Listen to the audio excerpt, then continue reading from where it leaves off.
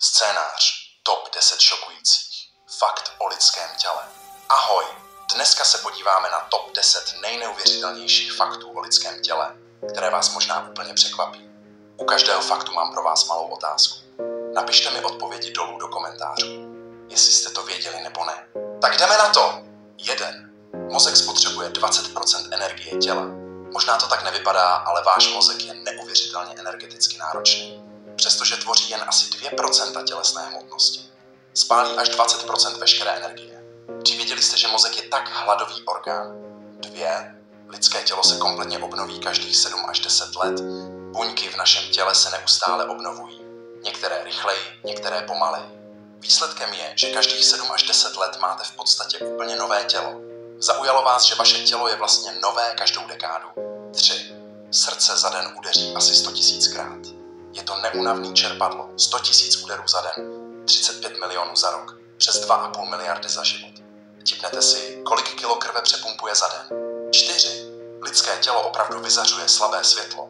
Je to pravda, jen ho nevidíme, protože je milionkrát slabší než hranice, kterou dokáže zachytit naše oko. Nevěděli jste, že každý z nás svítí? 5. Každý člověk má unikátní jazykový otisk. Stejně jako otisky prstů je i vzor jazyka naprosto jedinečný. 2 stejné ústní mapy prostě neexistují. Mysleli jste si, že jazyk může být stejně unikátní jako otisk prstů? 6. Kosti jsou pevnější než beton. Lidské kosti, hlavně stehenní, vydrží obrovské tlaky.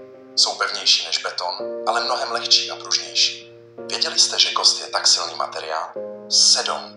Lidské tělo obsahuje víc bakterií než buněk. Ve vašem těle žije triliony bakterií, hlavně ve střevech. Je jich dokonce víc než lidských buněk. Překvapilo vás, že většina vašich spolubydlících nejsou lidé, ale bakterie? 8. Máme stejný počet krčních obratlů jako žirafa. Žirafa má dlouhý krk, ale počet krčních obratlů je stejný jako u člověka. 7. Jsou jen mnohem delší. Věděli jste, že my a žirafy máme stejný počet krčních kostek? 9. Plícemi projde 20 000 až 25 000 dechů denně. Každý den se nadechneme v průměru 20 až 25 000krát. A když sportujeme, ještě víc. Vy používáte vědomé dýchání nebo na to nikdy nemyslíte? 10. Novorozenec má 270 kostí, dospělý jen 206. Miminka mají spoustu měkčích kostí, které se časem spojují, aby vytvořily pevnější kostru. Tušili jste, že děti mají víc kostí než dospělí? Závěr. Tak tohle bylo top 10 nejzajímavějších faktů o lidském těle. Napište mi do komentářů, kolik z těchto faktů jste už znali.